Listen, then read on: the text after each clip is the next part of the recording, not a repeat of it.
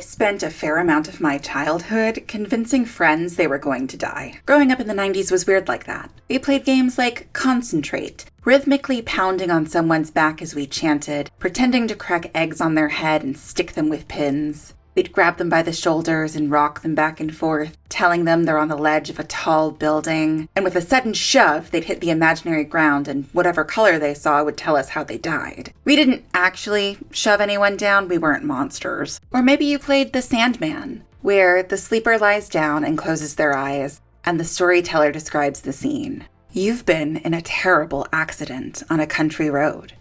But lucky for you, there's a doctor who promises to fix you up.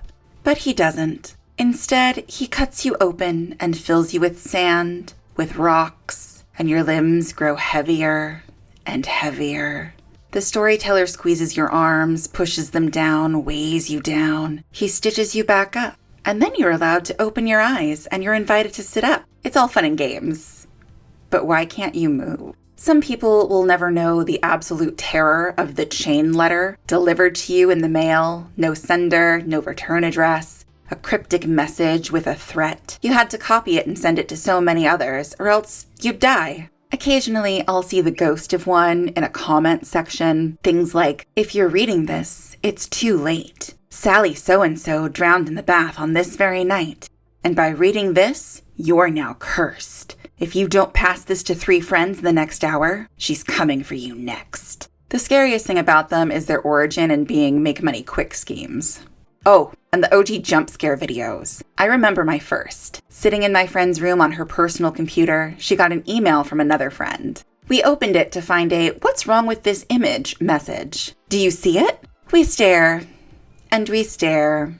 Then scream as something pops up and screams at us. The worst part was my friend kept watching it on full volume to see what the image was. It was midnight. Her mom was not thrilled. Those are still around, of course, but they don't always hit like they used to. Like that one German car commercial in the early aughts. My high school science teacher showed us that one in class. We were all kind of freaky kids. I've been starving for nostalgia, for all that reckless joy and unhinged imagination.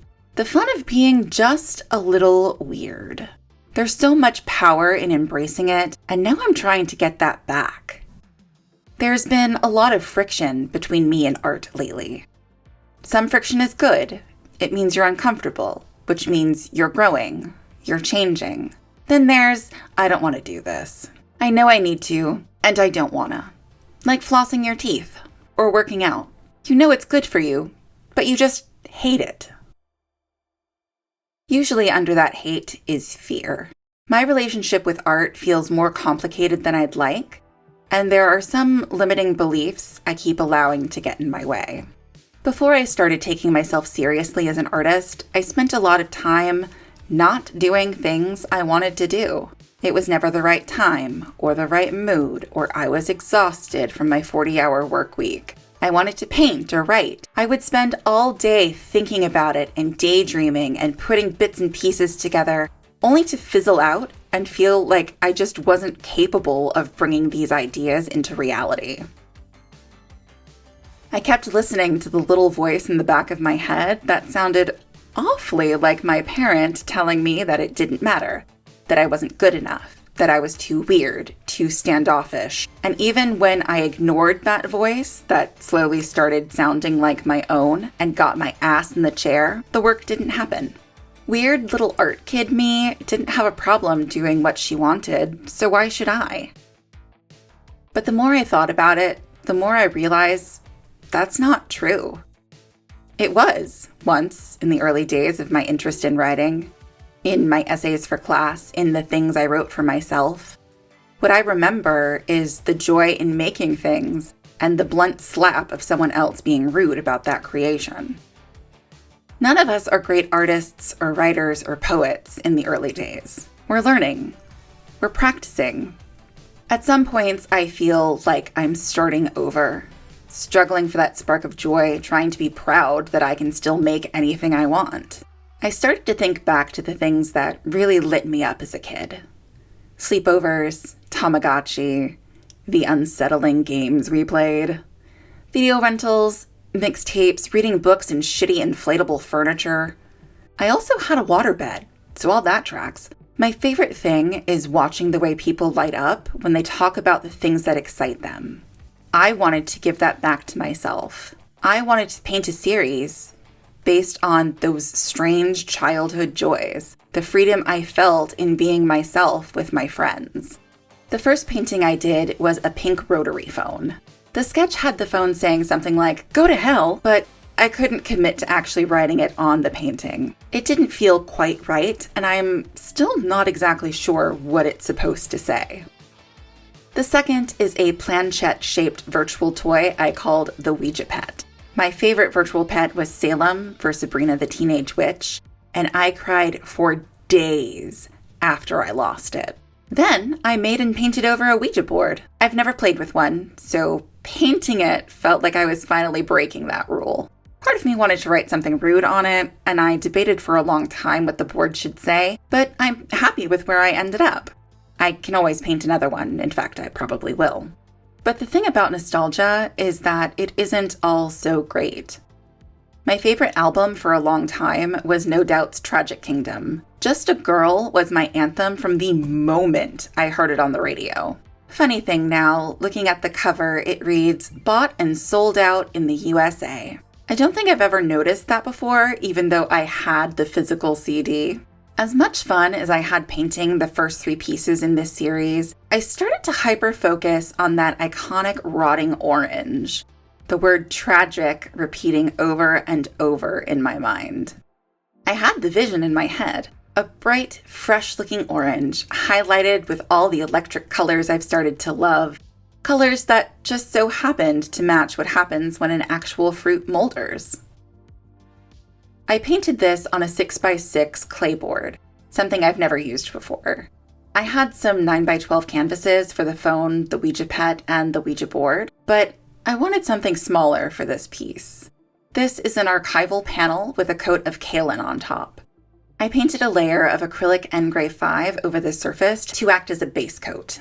Initially, the smoothness of the panel threw me off a little bit, but the paint layered so well and stayed so vivid. This is easily one of my favorite paintings I've done. There's something magical about pursuing your vision through the ugly stage and watching it all come together. Acrylic gouache is so vibrant and matte and beautiful. It's a dream to work with. If you look at a photo of an actual rotting orange, it's still brilliantly orange, with this white, green, and blue mold blooming across it. Yes, I looked at pictures of rotten fruit. No, I don't actually like oranges. That level of decay had a beauty to it that I could see in my palette. I did this one alla prima, so all in one session, start to finish. It took me a little over an hour. The gradual buildup of color made it hideous and lovely, kind of like that one Ludo song. The first few paintings I'd done have a more childlike vibe, but this one feels like it was handed to me from my teenage years. It's grungy, a little sarcastic. It feels like a smirk. Like my little inner artist is finally giving her lifelong hater the finger. I can paint, and I can make the prettiest rotten fruit you've ever seen. I'm slowly beginning to redefine my relationship with being a creative. I'm actively trying to care less about getting it right. Right doesn't exist. Originally, this painting had a checkered background, but I hated it, so I just painted over it and put in the shadow instead. And sure, I filmed this process for content, but I painted this for me. Like I said in my last video, I deserve to be selfish. I need to just be weird and make weird art. It's the entire reason for my existence. In addition to just painting or drawing the things I want, I'm determined to finish the first draft of a novel I wrote a decade ago. Being a novelist is something I've kept closer to my chest than being an artist. Words are more personal, and the story I'm currently retelling myself is a reflection of my experience. This one is the book of my heart. The one I'll rewrite after this is the book of my soul. The bones of the original draft are actually pretty solid. I found in my attempts to rewrite the story that my thoughts circled back to where I'd started. Even though I changed the setting, aged up my characters, and stitched the plot together in a different way, I kept coming back to ideas I realized were in the initial version. Goes to show that sometimes you just need to listen to your intuition. I'm going to finish the draft by the end of the year, which, yeah, is pretty ambitious. But I did it once before, and I can do it again. I really need one of those in-shower notebooks to write things down before I forget them, though. I'm still currently in this liminal space where all I have right now is time, but I still need to actively choose to spend that time creating. The more I do, the better I feel. It's nice to take pride in my work. And it's nice to share, even if no one's looking. So much of my creative resistance is born from fear. I'm afraid of being seen. I'm afraid of getting it wrong. I'm afraid that embracing the delulu of dedicating my time to creativity is the wrong move. It's not. My intuition, which I'm trying to get better at honoring, is telling me I'm right. This isn't an easy path, but it's heading in a more fulfilling direction. I've even pulled some tarot cards, and they say I'm moving forward. They'd tell me if I wasn't. Seriously. All things considered, I still have work ahead of me, but maybe not as much as I originally thought. The other day, I realized I've already gotten back one of my childhood possessions. I own Sailor Moon sneakers again. Sure, they don't light up, which is a bummer, but I love them. I think of little artist me in our childhood bedroom, sitting at her little white desk, then her fancy glass desk with virtually no storage, the crappy wooden college desk in my first dorm, and then to me sitting at this slightly less crappy desk that also doesn't have any storage, but has provided the foundation for all of my work recently. I remember the last sleepover I had. We rented Vampire Princess Miyu, and my friend brought Battle Royale. We watched both. I don't have a small TV with a VCR anymore, even though I want one, covered in stickers, despite no longer owning any VHS tapes. One of these days, I want to have another sleepover with my friends. Pajamas, popcorn, candy, and something a little weird and a lot of fun to watch. But until then, I'll just keep painting my own. So, who wants to play light as a feather, stiff as a board?